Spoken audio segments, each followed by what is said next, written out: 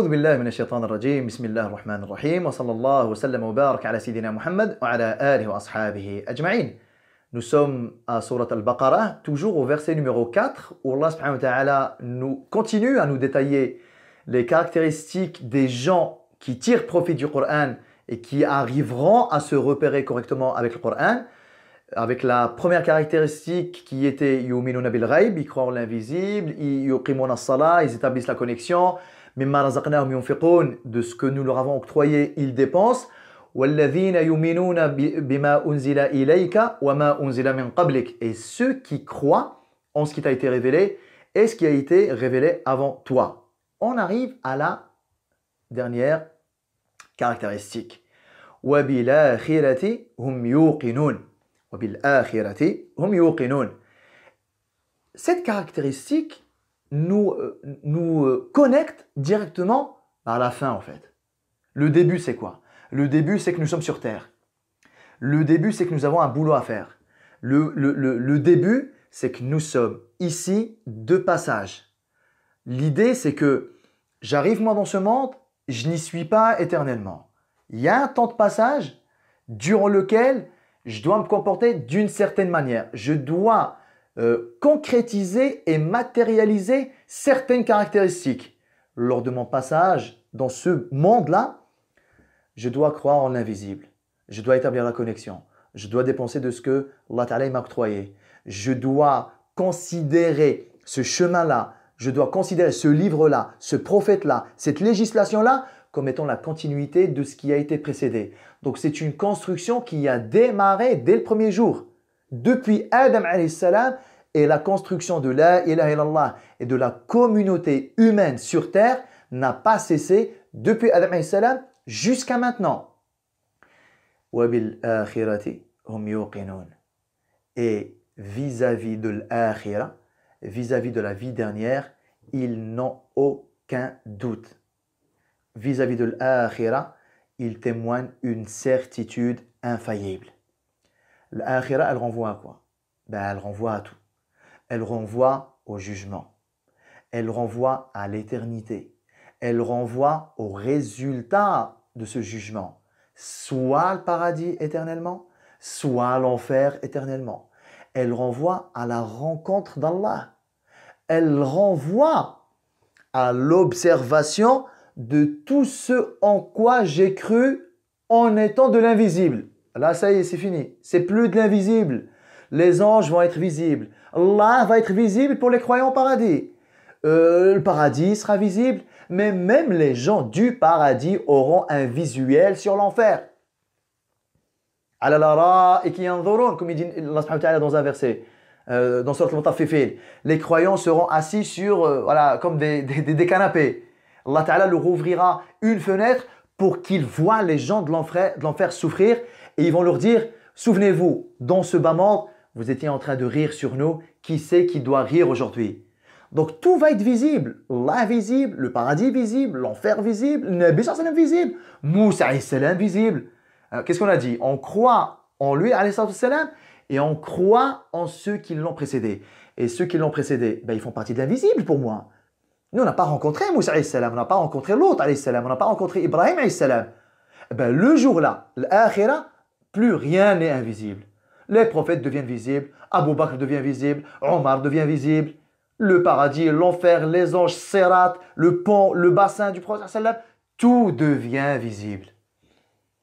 Mais pour que ces choses-là me soient profitables ce jour-là, il fallait que j'y croie ici.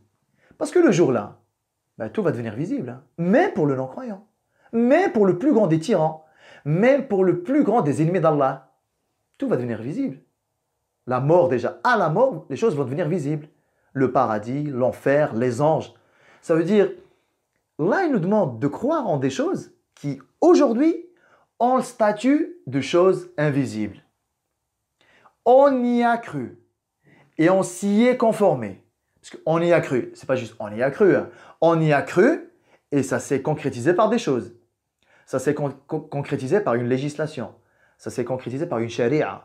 Ça s'est concrétisé par une foi. Ça s'est concrétisé par une opinion d'Allah subhanahu wa ta'ala. ça s'est concrétisé par une connexion, ça s'est concrétisé par toutes ces choses-là. Et si c'est le cas, cette vie dernière-là, où les choses vont devenir visibles, ben ça va être quelque chose de satisfaisant pour le croyant. وَبِالْآخِرَةِ هُمْ يُوقِنُونَ. يُوقِنُونَ. Regardez, il n'a pas dit وَبِالْآخِرَةِ هُمْ يُؤْمِنُونَ. وَبِالْآخِرَةِ هُمْ يُوقِنُونَ. Dans leurs agissements, ils agissent avec la certitude de rencontrer Allah. Parce que y croire, c'est une chose. Parce que voilà, on croit en Allah, on croit en ce jour dernier, on croit en ce jugement. Mais il y a une différence entre y croire et dans tous mes agissements, j'agis en ne perdant jamais ça de vue. Dans le moindre de mes agissements, dans la moindre de mes paroles, dans le moindre de mes actes, je n'oublie pas que Yawmiddin.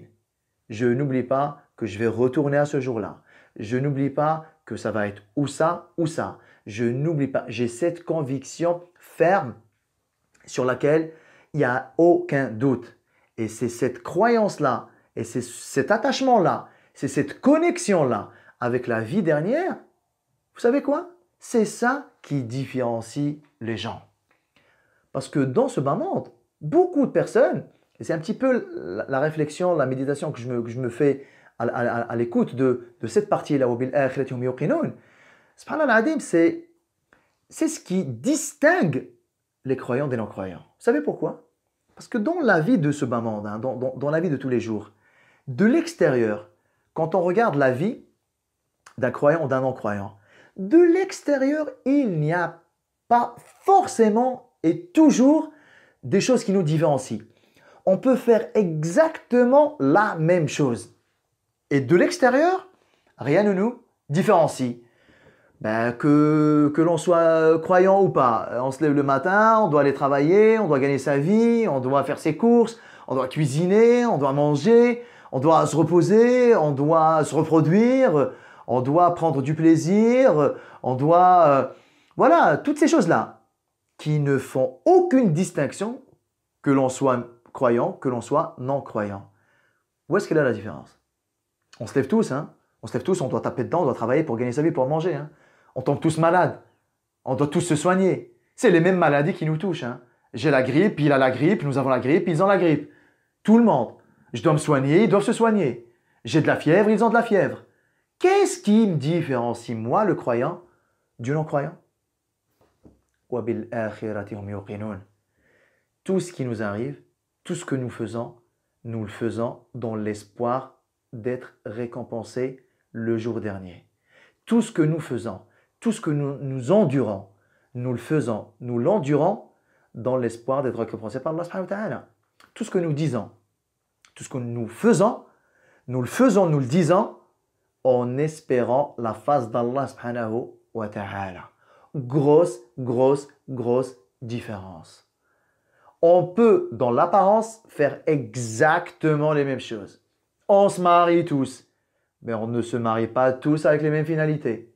On a tous des enfants, on cherche tous à en avoir.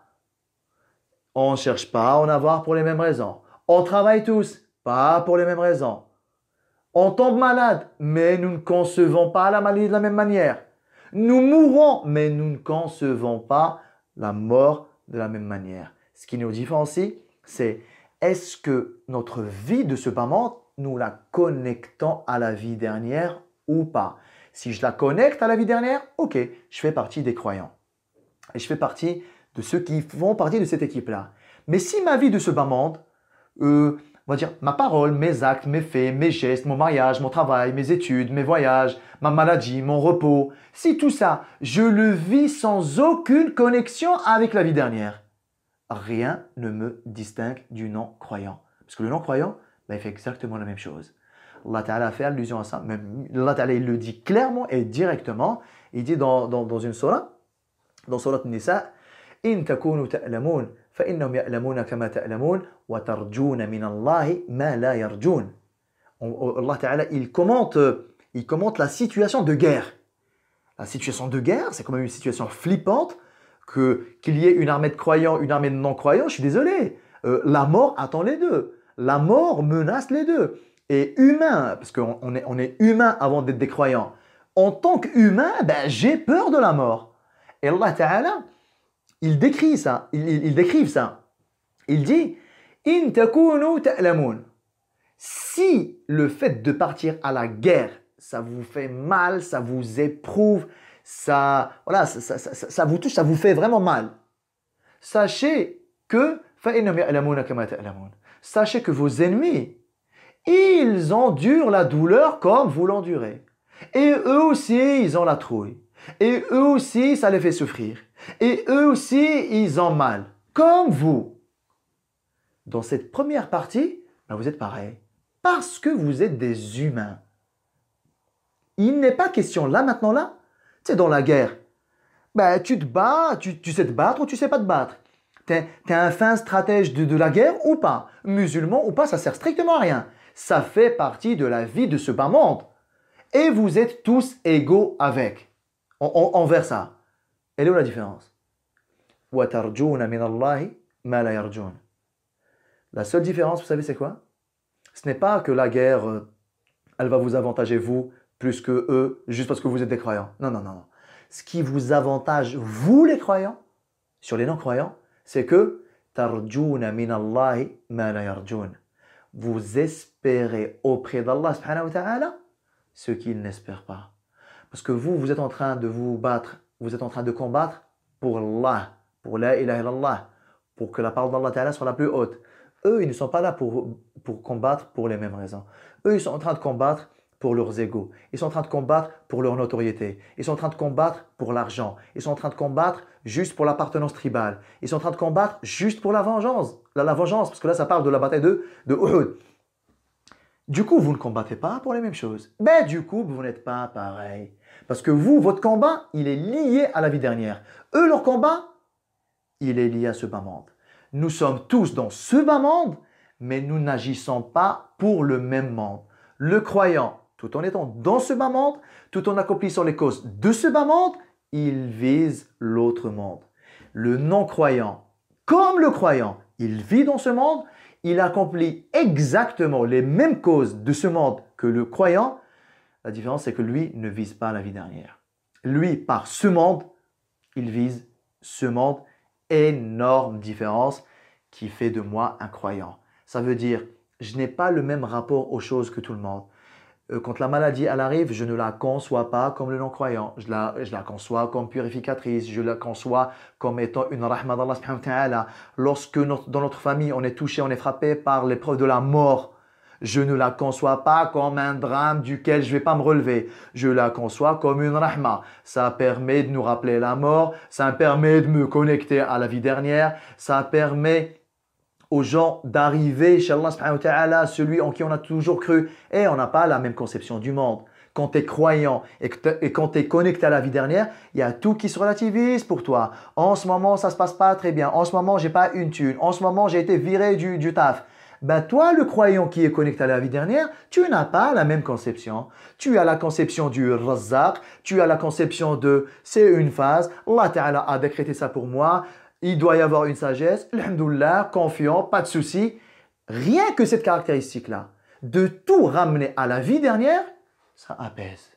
Ça nous fait surmonter, ça nous fait relativiser les épreuves de la vie. Énorme caractéristique des croyants que Allah Ta'ala couvre, que Allah subhanahu wa ta'ala met dans son équipe et à qui Allah subhanahu wa ta'ala il permet de tirer le meilleur profit de ce livre-là, que ça nous serve de repère et qu'on s'y retrouve et que normalement, si on a fait ce qui devait être fait, alhamdoulilah, on n'a aucun souci à se faire. Wallahu ta'ala a'lam. وصلى الله وسلم وبارك على سيدنا محمد وعلى آله وأصحابه أجمعين والسلام عليكم ورحمة الله تعالى وبركاته. Vous avez aimé cette vidéo? Laissez-moi un pouce bleu, pensez à vous abonner à la chaîne et n'oubliez pas d'activer les notifications pour être tenu au courant de nos prochaines vidéos. Merci.